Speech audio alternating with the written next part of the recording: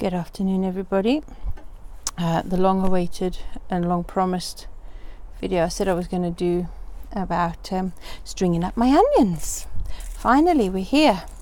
But before I do that, I want to talk to you about a few little things that I spotted, that my onions appeared not after all to be completely free of pest and disease, and a few little oddities.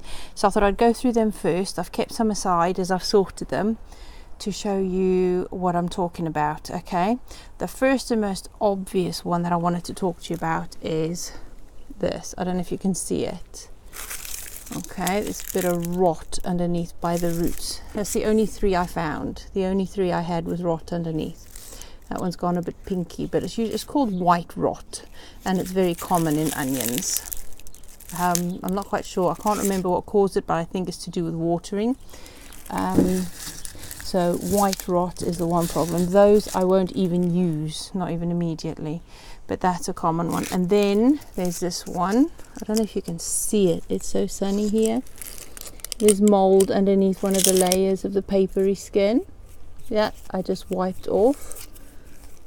But I won't, I'll just take off the layer until I can, hang on. Just peel off the layer and just wipe off the mold. It's just a green damp mold, that's all.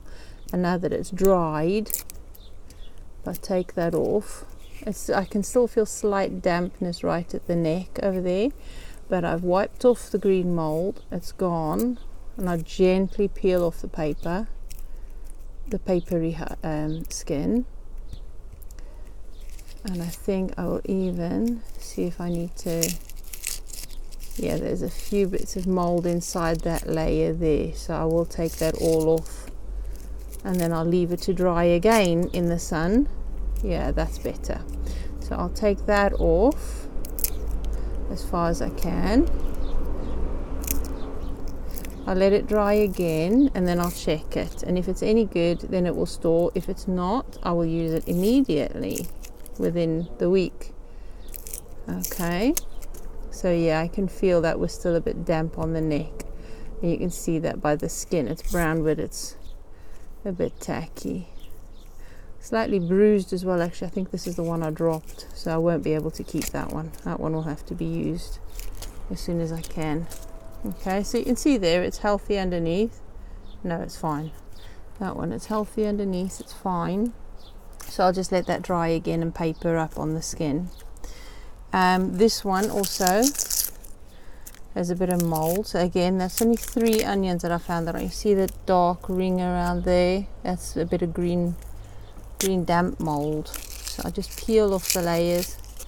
You see there? I don't know if you can see it. It doesn't focus very well. Okay, so I'll peel off that layer as well until I get rid of all. There we go. That's it. The mold layer's gone. So I only had 3 onions like that again. See, 3 seems to be common number. Just chop off the roots.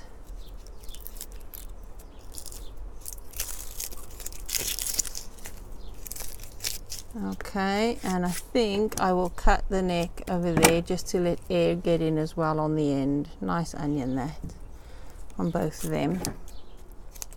I'll try to go as quick as I can, because obviously the longer I may take to make a video, the longer it takes to upload. Okay, so that was that. Oh, where have I put you? There you are. I had 2 of them. One has disappeared.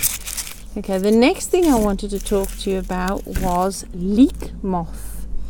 Now, obviously, I don't have a moth to show you the leeks. I'm sure the actual moth, because I'm sure they come out at night. I'm not stalking the onions at night, but I don't know if you can see it. This. Do you see it in front of my hand? That there. I don't know if you can really see it. Let me see if I can zoom in a bit. No, it doesn't want me to zoom in. But it's a very silky net of a pupa cocoon around the caterpillar. I found 2 of them in the onions, in between the layers that I had cleaned. There's probably more. You can't really see it. It's really, really small, but it's a silky net, and you can see the little caterpillar inside. Okay. Now, leek moths, yes, they do also attack onions, and they're like leaf miners. The caterpillars are leaf miners, and they are the stages that they do bore and mine the leaves in is mid-spring to mid-summer, and then late summer to mid-autumn. So there's 2 stages where the leek moth attack.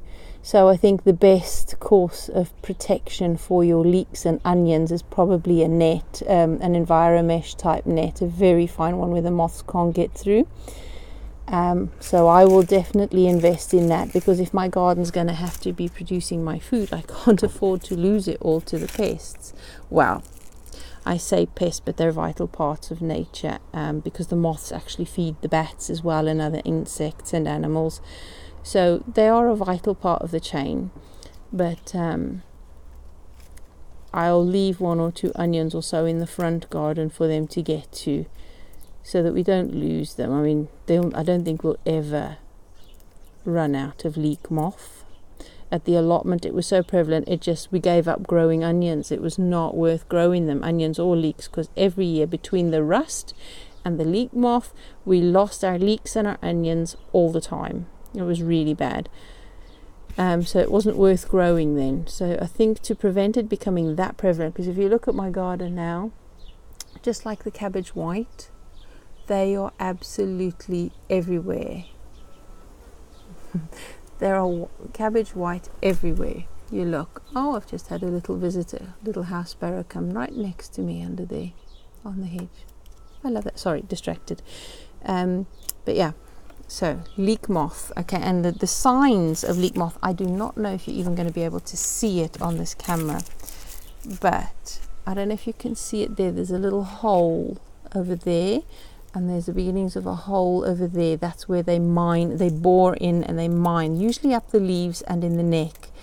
But let's see if I found one. There's a moldy one there. I found holes up the stem there and on the bottom there. So what I've read on them, they bore in the neck and the stem, but they're in the bulb too over there where they try to get in. I'll just they haven't got in there actually, so this one I will keep and I will continue drying that, but I will use them immediately. Oh, there's another sign on the other side of it, little holes where they started to bore in and didn't get very far. Actually they did. Okay, it did get in there. Oh, hang on. Let's see what that one's doing. Anyway, I just wanted to show you the examples because what I wanted to show you was stringing. I had to watch so many YouTube videos on stringing onions again because it has been, like I said, it's been years since I've had that kind of harvest where I needed to string them up to store them. So I had to watch videos, and I was so surprised to find there were so many videos, and at least, I mean, there's quite a few different ways of stringing your onions, but there are two specific ones I thought were more appropriate for my onions after having cleaned them up. Yeah, it didn't get all the way through, just those layers, and then it's gone. That's it, so it's fine. I shall tie that off there, let that dry, and then use that indoors. So that'll go in the pile that I use first. So there's quite a few more. The leek moth, obviously there's evidence of them in quite a lot more areas on my onions. See there, a little powdery bit of white there, and the hole. Let's see how far they got in there. Oh, actually quite far, because there's quite a few layers there that are, oh, there.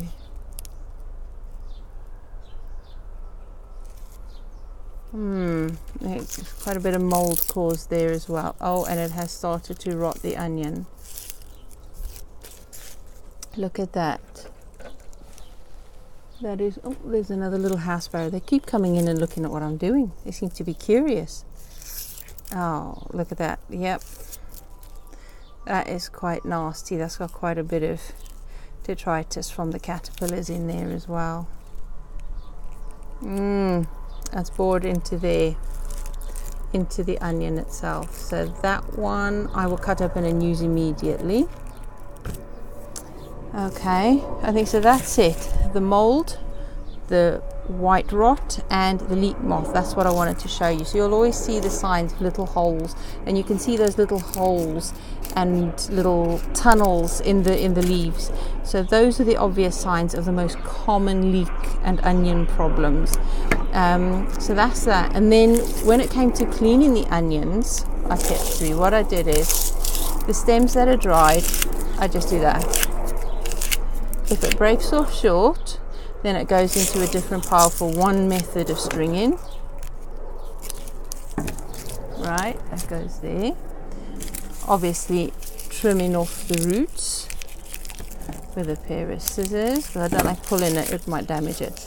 I mean this one as well, this is so dry. Oh no, actually this is alright. If it stays about that longish, I could go, might manage to keep it with the other pile, and I'll show you that later. Let's see what this one does. Oh no, this one's got leek moth. See right there in the stem, boring holes. So that might go in the pile for immediate use, not for storing. Okay.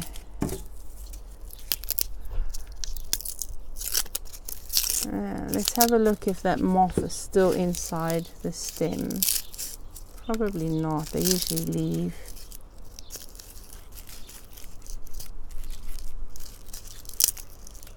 Nope, it's not there anymore.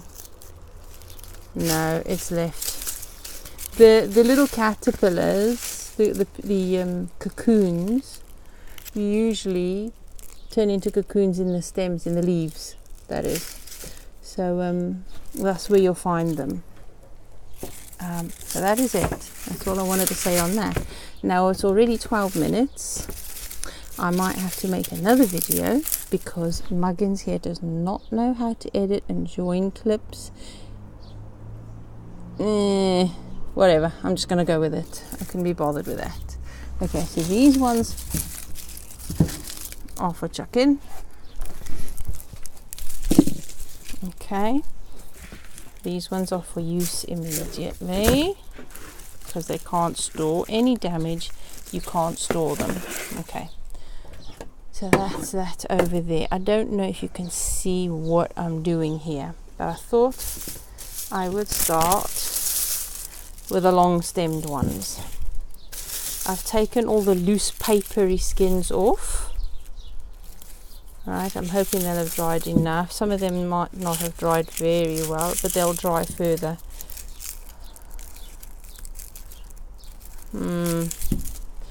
Okay, so this one, how I'm starting, is I'm tying a string to each neck of 3, and I'm just going to plait them and add more as I go. So I can't get my bearing now.